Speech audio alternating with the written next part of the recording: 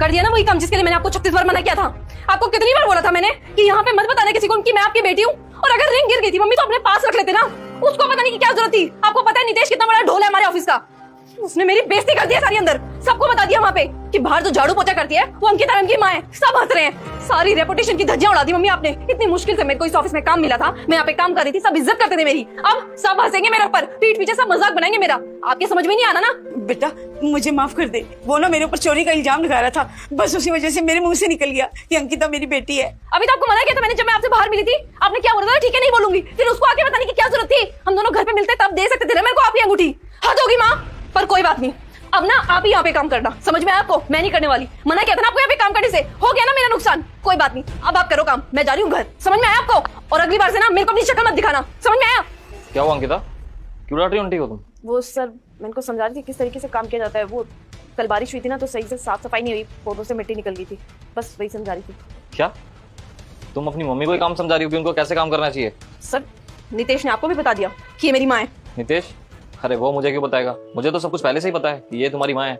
बस मैंने तुम्हें जाहिर नहीं होने दिया कभी, क्योंकि तुम्हें तो शर्म आती है ना सबके सामने इनको अपनी माँ बुलाने में। और शर्म आती क्यों है वैसे तुम्हें? आंटी जी क्या चोरी करती हैं, डकैती डालती है कहीं पे? अरे मेहनत करती हैं, उन्होंने तुम्हें पढ़ाई लिखाई इतनी अच्छी एजुकेशन दी है, और आज तुम इतने बड़े ऑफिस में काम करी हो सिर्फ किसकी वजह से? अपनी माँ की वजह से। अगर ये तुम्हारा साथ नहीं देती तो शायद आज तुम इतने बड़े ऑफिस में काम नहीं कर रही होती, बल्कि तुम भी ऐसे किसी ऑफिस के बाहर पोछा मार रही होती। अरे ये सब कुछ है तुम्हारी माँ का दिया हुआ, ये सब उन्होंने अपने मतलब के लिए नहीं किया। जरा एक बार ना अपने कपड़े देखो और एक बार अपनी माँ के कपड़े देखो, तब तुम्हें पता चलेगा कि आज भी वो तुम्हारे बारे में कितना सोचती है और सब कुछ सिर्फ तुम्हारे लिए ही करती है। आज भी वो अपनी सैलरी का एक एक रुपया ना सिर्फ और सिर्फ तुम्हारे ऊपर खर्च करती है, जिससे तुम्हारा रहन सहन अच्छा हो सके। और तुम हो कि तुम्हें उनको माँ बोलने में ही शर्म आ रही है। उल्टा शर्म तो तुम्हारी माँ को आनी चाहिए, तुम्हें अपनी बेटी बोलने में।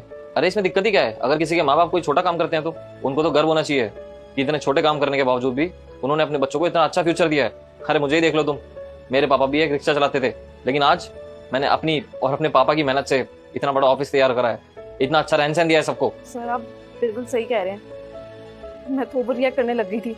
मुझे पता नहीं क्यों ऐसा लगता था कि लोग मुझे जज करेंगे। पता नहीं इससे फर्क क्यों पड़ने लग गया था मेरे को कि लोग मेरे को जज करेंगे। मेरी माँ ने मेरे को कितने मुश्किल हालातों में पढ़ाया लिखाया है और आज इस काबिल बनाया है कि मैं अपने पैरों में खड़ी हो सकूं, इतने अच्छे ऑफिस में HR की पोस्ट में मैं काम कर सकूं। लेकिन फिर भी उन लोगों की वजह से मैंने मेरी माँ को नीचा दिखाया, मेरी माँ को इतना सब कुछ सुनाया। आज ही नहीं, पता नहीं कब से सुनाए जा रही हूँ माँ को। माँ प्लीज मेरे को माफ कर दो, मेरे से बहुत बड़ी गलती हो गई।